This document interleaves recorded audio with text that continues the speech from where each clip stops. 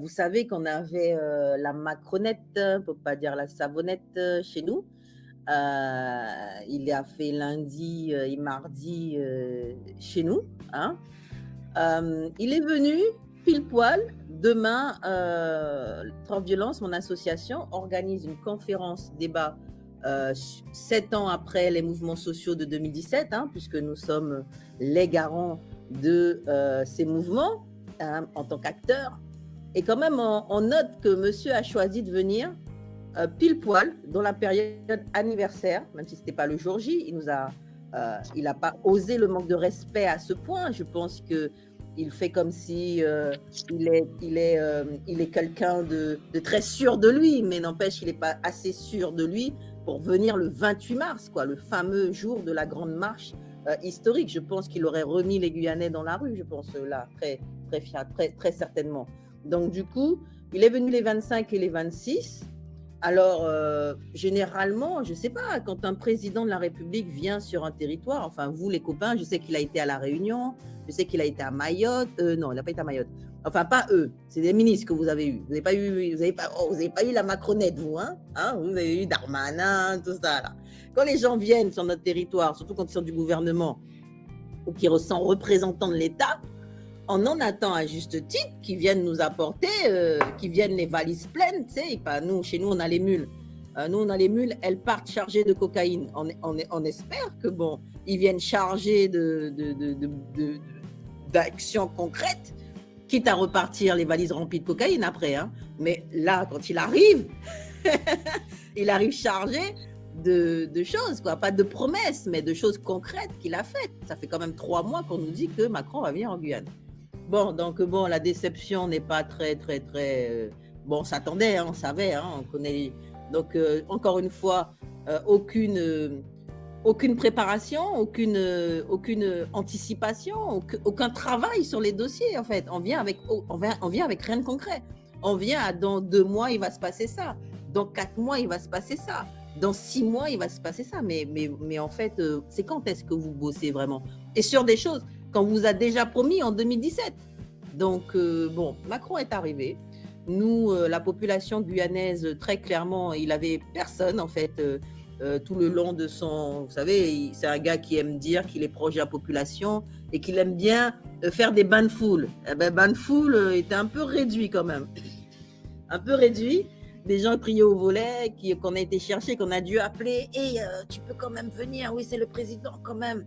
Il faut être là parce que les Guyanais ont boycotté la visite de Macron. Nous, ça ne nous intéressait pas. Président de la République ou quoi, il ne s'intéresse pas à la Guyane. Donc, il n'a rien, en 7 ans, il n'a rien dit de concret pour la Guyane.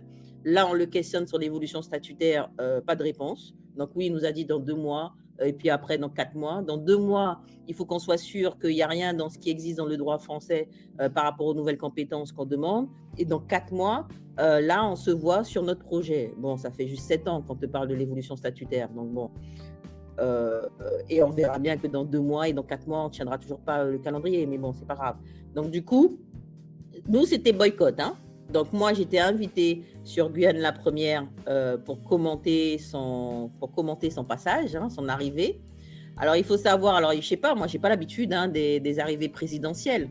Mais il faut savoir que ce personnage qui est président d'une république et qui normalement, voilà, enfin je sais pas, est censé être organisé, avoir des équipes qui sont organisées, avoir toute une ribambelle de gens qui organisent bien sa vie. Ben, il est arrivé avec 1 heure de retard.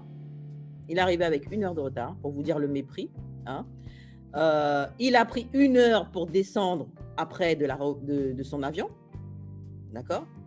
Il est arrivé... non, l'avion s'est posé avec 20 minutes de retard, pardon.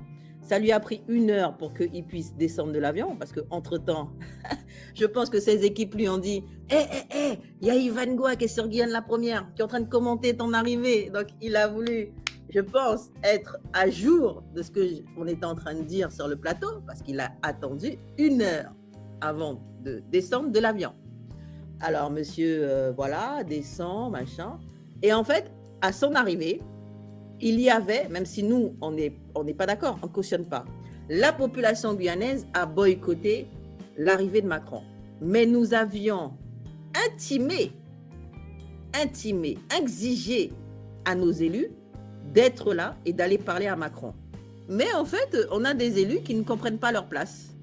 On a des élus en Guyane qui ne comprennent pas leur place, qui ne comprennent pas qui ils sont apparemment, et qui ont joué la chaise vide. Il n'y avait que 3 élus sur le tarmac de l'aéroport. Bon, c'est quand même... Vous voyez, c'est bon. Nous, on n'est pas contents parce que, bon, il aurait fallu avoir du monde plus qui parle et qui disent à Macron les choses. Vous voyez, qui assument, qui portent leur coronesse sur la table.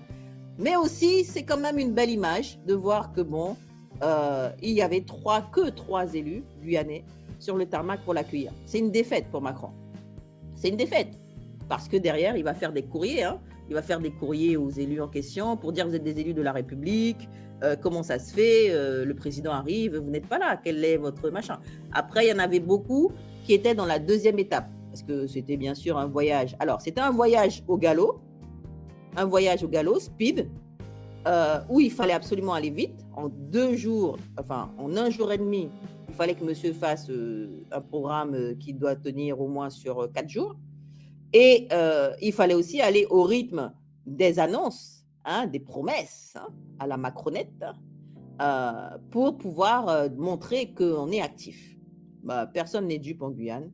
Et derrière, je parle du président Macron. Pour ceux, je vois un commentaire de quel président parlez-vous? Je parle du président Macron, votre président, qui est aussi le président de la Guyane. J'ai quand même dit président de la République. Donc, président de la République, Macron, la Macronette. Et donc, du coup, au galop, donc, on a commencé par lui présenter le 100% contrôle à l'aéroport. Vous savez, ce truc-là, 100% intimidation, 100% mépris. On lui a présenté, et puis, bien sûr, en fait, ce que l'État a de particulier et qui ne comprend pas que ça ne marche pas en Guyane, c'est l'État qui parle à l'État en Guyane. Donc, il n'y a jamais personne d'autre que l'État pour parler des actions qu'il mène, donc pour vous montrer qu'on est en colonie quand même. Et en fait, ils n'aiment pas la contradiction. Ils n'aiment pas, en fait, qu'il y ait en face des gens qui leur disent que leur travail, en fait, non, c'est pas ça, non, c'est pas bon, non, ça ne marche pas. Et donc, du coup, Macron arrive devant un parterre de l'armée, de la police, la PAF, de la police nationale, un parterre de fonctionnaires, qui lui explique le 100% contrôle. Et dedans, bien sûr que personne au niveau de l'organisation, oui, au galop, Joe, on avait les Dalton en Guyane, il y avait comment ça s'appelle, Avrel, il y avait Avrel, il y avait Joe, il y avait Avrel, il y avait Joe, il y avait toute la clique. Et du coup, je vous dis pas, non mais et donc c'est les gars qu'on dénonce, qui présentent le 100% contrôle. Bon, donc du coup, c'est là où on était quand même... Bon, on a eu un président de région, notre président de région, qui a quand même parlé de la discrimination ressentie par la population, et pas que ressentie, puisqu'on a quand même prouvé plusieurs fois cette discrimination, puisque nous, on a été et on va aux abords de cet aéroport, et on vous a montré, il y a eu plusieurs cas de témoignages de discrimination. Donc, il en a parlé. Et du coup, il en a parlé, et puis du coup, bon voilà. Donc, et moi sur le plateau, j'étais en train de parler de la réalité des choses. Et donc du coup, bon, on a vu quelques changements à l'aéroport. Déjà, dès hier après-midi, on y était encore, parce qu'il y avait quelqu'un qui devait partir. On a vu des changements. Alors pourquoi en Outre-mer, puisqu'on vote FN? Eh bien, parce qu'il le sait bien, Macron, qu'on n'a pas voté FN parce qu'on croit au FN. On a voté FN pour dire en fait que Macron ou FN, c'est pareil pour nous. Que ça soit Le Pen, que ça soit Macron, c'est pareil pour nous. Parce que contrairement en fait au reste de l'Hexagone, nous sommes des colonies. Les gens, en fait, ils nous traitent comme de la colonie. Vous imaginez que dans le 100% contrôle, vous avez un préfet, le préfet de Guyane, qui s'appelle Poussier. Peut-être qu'il a ses cousins, ses cousines qui nous regardent là aujourd'hui. Eh bien, il s'appelle Poussier. C'est un préfet. Et en fait, il nous dit, lorsque le président de région parle de discrimination à l'aéroport, il nous dit que c'est une insulte pour les agents, pour les policiers qui font leur travail dans des conditions difficiles. Donc, l'émotion d'un préfet l'émotion d'un préfet, la vie d'un préfet sur un dispositif qui aujourd'hui malmène toute une population, ça n'existe pas. Lui, son travail, lui, sa parole, ne concerne que les gens de l'État, que les gens qu'il a sous sa responsabilité. Eh bien, vous voyez, les préfets de Paris, ils n'auraient pas forcément, c'est des bourreaux, hein, le gouvernement de Macron, il n'y a pas pire en termes de, je rappelle les gilets jaunes, on suit tout, hein, on a tout suivi, les gilets jaunes, il y a eu aussi les ZAD, les trucs comme ça, on sait tout ce qu'ils ont fait. Et on sait qu'ils méprisent les militants. Ça, c'est ça, même les militants de son propre peuple, parce que moi, j'estime que je ne suis pas le peuple de Macron. Donc derrière, en fait, il y a un petit chouïa en plus dans les Outre-mer, parce que derrière, en dehors de la méchanceté qu'ils ont, il y a ce mépris qu'ils ont pour notre histoire, ce mépris qu'ils ont pour nos origines, et cette espèce de croyance qu'ils ont que nos territoires sont les siens. Moi, je suis fils ou descendant de colons, donc la Guyane, c'est chez moi. Est-ce qu'un policier dit à un Corse que la Corse, c'est chez lui? Je ne suis pas sûre. Quand il est muté et qu'il vient d'arriver et qu'il vient de Bretagne, par exemple, ou qu'il vient de je ne sais où, il ne dit pas à un Corse il est chez lui. Quand un policier est en Bretagne et qu'il arrive, il est en déplacement, il est issu de Reims ou de Toulouse ou de je ne sais où, ça m'étonnerait qu'ils disent aux gens « ouais, je suis chez moi ». Alors, quand ils viennent, par contre, en Guyane, en Martinique, Guadeloupe, nous sommes les petits, comme à l'époque, hein, oui, nous sommes les petits qu'ils doivent mater. Ils doivent nous mater. On doit fermer notre bouche et on ne doit rien dire. Ils doivent nous mater. Regardez le problème de l'eau en Guadeloupe depuis le temps qu'on parle. Regardez le problème du chlordécone en Martinique depuis le temps qu'on parle. Et aujourd'hui, le scandale du mercure dans les eaux guyanaises qui font qu'il y a des enfants malades et handicapés. Regardez depuis le temps qu'on parle. D'accord ? Ça, ce sont des scandales. Je ne parle pas de loi, je ne parle pas de réglementation française qui viendrait nous embêter. Il y en a aussi. Je parle de scandales où, normalement, on est censé respecter la population, où on est censé faire en sorte de solutionner, de trouver des solutions.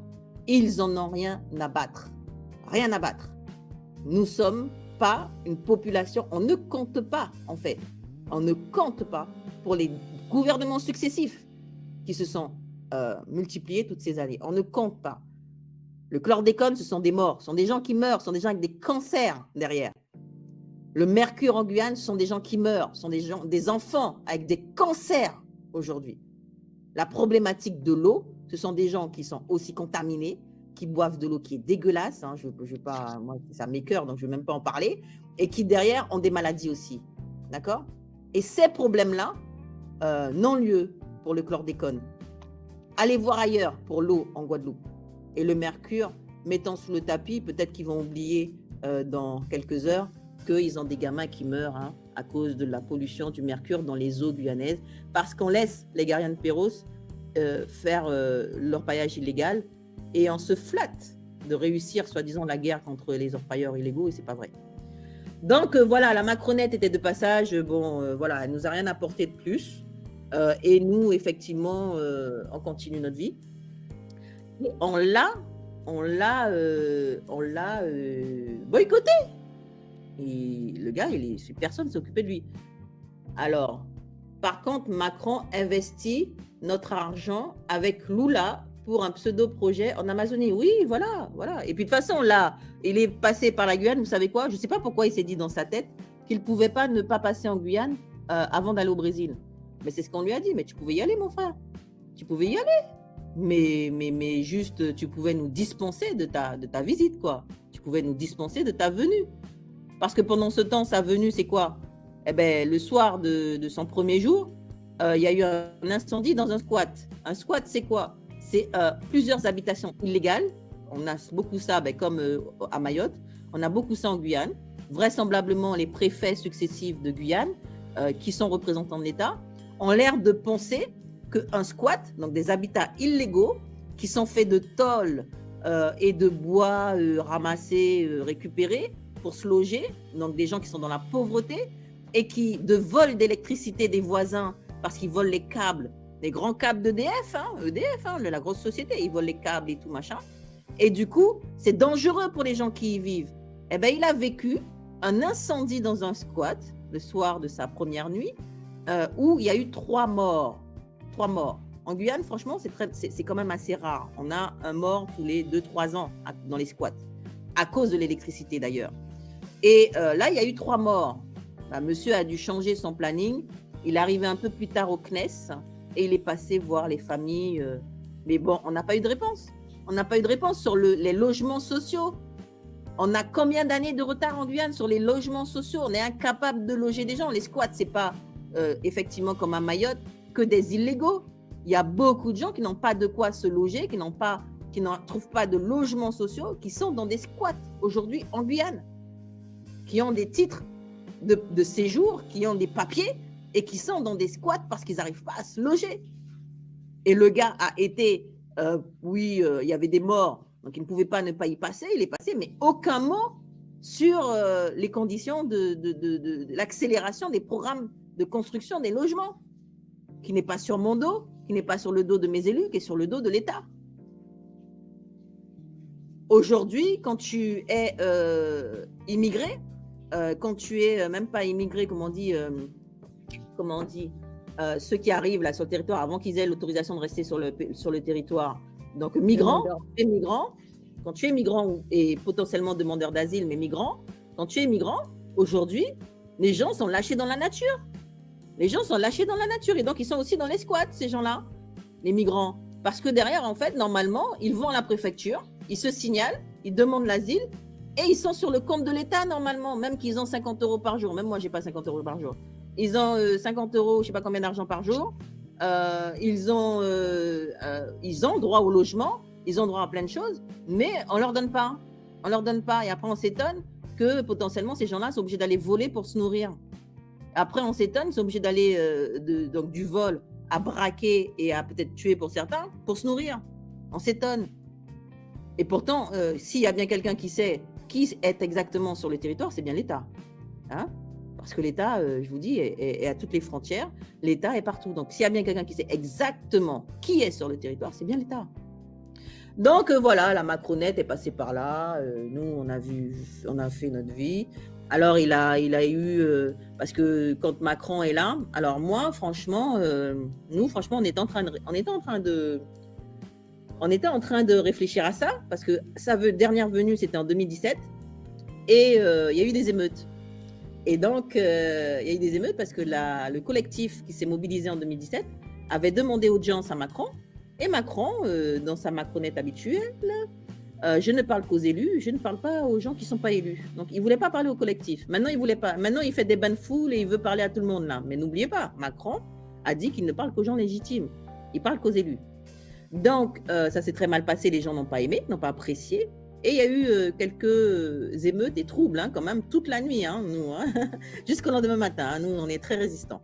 Et donc, du coup, monsieur devait aller dans le centre-ville à Cayenne. Il n'est pas allé le soir. Ce monsieur qui, soi-disant, elle se montre, ouais, je suis un guerrier, moi, machin. Il n'est pas allé dans le centre-ville. Et il a très mal vécu son passage en 2017. Et donc, il a organisé le lendemain une espèce de truc ou proche de la population. Donc, ils ont fermé tout le centre-ville pour que monsieur Macron puisse déambuler et marcher dans le centre-ville. Et puis, ils ont organisé un tête-à-tête avec un membre du collectif. Pour dire comme ça, genre, je suis tombée par hasard sur non mais qui vous prenez pour des cons. Et donc, du coup, cette année, au mépris de toute leur organisation de 2017, il s'est retrouvé encore face à un membre du collectif, mais cette fois-ci pas organisé par eux. Ouh là là, ils étaient suivez sur la page Facebook de Trop Violence. On va vous le mettre dans la journée. Il n'était pas à l'aise, le monsieur. Ouh là là, on voit qu'il regarde à gauche, à droite. Au secours, il est où mon préfet? Au secours, madame le maire de Cayenne, vous êtes où? Aidez-moi, il y a un vilain monsieur qui dit que rien ne va, que j'ai rien fait et que je n'ai rien apporté à la Guyane. Donc, bref, voilà, un peu. Donc, notre actualité, c'est qu'il y a eu 3 morts hier, avant-hier. Lundi soir, il y a eu 3 morts dans un squat. Faute d'une politique sociale adaptée en Guyane, mais comme peut-être dans l'Hexagone, mais nous en tout cas. Aujourd'hui, recensé, il y aurait 30 000 personnes qui vivent dans des squats, minimum.